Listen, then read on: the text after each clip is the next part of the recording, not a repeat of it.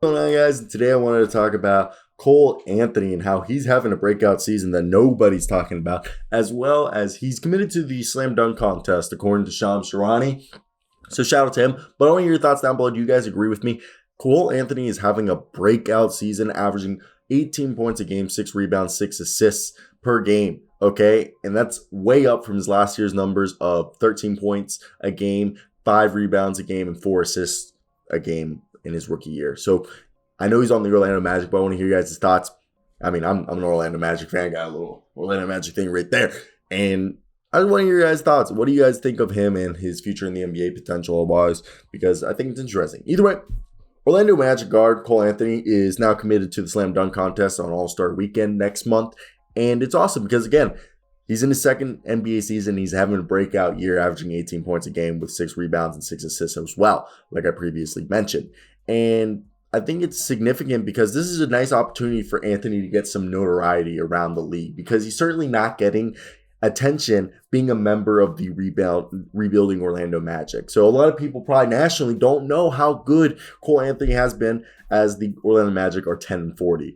And he's not on the most casual fan radar. So I don't think casual fans really know about him. So I think he's somebody, if he does perform well in the slam dunk contest, he could get noticed, which could lead to some very, good business opportunities for him sponsorship wise, but also, I think could help the Magic get some sales. And what are his chances of winning the slam dunk contest? I mean, obviously he's 6'3", and he's a ferocious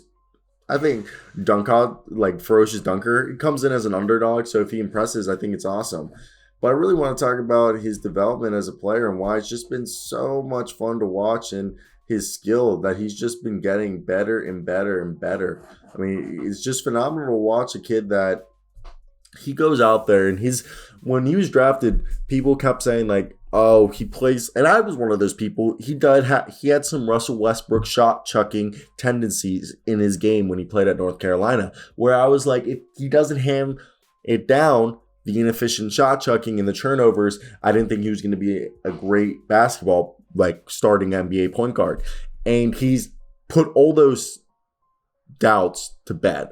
He plays with this ferocity that it's not reckless abandonment. He just drives in, and you don't know if he's going to drive in and finish with a dunk or an aggressive, athletic layup, or he's going to kick it out to the three-point guy or a guy cutting, and you get screwed by the man and you didn't see who was open because he brings in the defense when he attacks. That's like he does. We see Ja Morant do it all the time where they take the ball at the top of the key and they drive straight into the paint, so the defense collapse onto Ja Morant, which allows Ja to kick out to one of the 3 guys he usually has at the 3-point line on either side or behind. And in a similar fashion, Jamal Mosley has done with Cole Anthony. He'll go out there and he'll have either Franz Wagner, Mo Wagner, or, there's a plenty of other Terrence Ross, Gary Harris, RJ Hampton, Jalen Suggs, all these other options all around there. So when Cole Anthony attacks the paint and the defense collapse, especially when they have guys like Mo Bamba, Wendell Carter, who are guys who can stretch the floor as big men, those guys will go out and space the floor. So Cole will attack the middle and then defense collapse on him. So he either goes in, gets an and one, or just has a highlight reel finish, or he kicks it out to one of his boys out on the 3-point line. They take a shot. They either make it, and if they miss it, Cole Anthony is a dog, and he goes up for putbacks or grabs the rebound and resets it. And that's the thing. He's really good, and I could see Cole Anthony developing into an all-star level point guard. I really do. I think he's very ferocious. He plays with a lot of heart and tenacity. Pesky. I really think his game is a combination of, some Derrick Rose and some, I really think, like he plays with a Pat Beverly hustle. Defensively, I know you could pick apart Cole Anthony for sometimes being exposed, and I think that's just because of his limited physicality. He's 6'3" with like a 6'3" wingspan. And I know he's shooting only like 40% from the field, 33% from 3, and averaging only a steal a game. But I still think, look, this is for a guy who's 21 years old, son of a great NBA player in Cole Anthony. I mean, it's cool. Yeah, I'm not Cole Anthony, Greg Anthony. My apology. His father's Greg Anthony, who played in the NBA for 11 seasons. I said Cole Anthony twice. That's geek. But Greg Anthony was a great NBA player. I mean, he won the NCAA championship with UNLV in those good old days. But that's where I want to hear your guys' thoughts. Are you guys with me?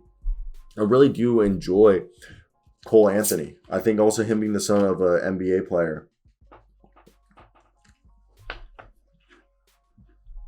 really helps because, like, I don't know if you guys knew this about Greg Anthony. Greg Anthony wasn't a good outside shooter. Greg Anthony was known for being an excellent on-ball defender, and he was a defensive specialist who was like, the hard-nosed defensive guy. And Cole Anthony's an offensive guy, but with his dad being a defensive guy, I really think his dad could help him in the long run become a really good offensive player. Also, end of the video. So if you want to click off, this is a little thing I want to talk about. Muggs root beer is the worst root beer. Second root beer, I think second is really, it's a tie. First is a two-way tie between Barks. I think Barks and A&W. A&W is a little bit more creamier, while Barks a little bit more birch. The best, though, is if you guys live on the East Coast, it's by Pennsylvania Dutch. Pennsylvania Dutch sells birch beer, which it tastes like Barks, but it's a little bit more birchier. So I think that one's, I just think Muggs is the worst. While Barks and A&W, it depends if you want a creamier taste, you go for A&W. If you want a birchier taste, you go with Barks. Let me hear your thoughts on that if you made it to the end of the video. I'm done. Bye.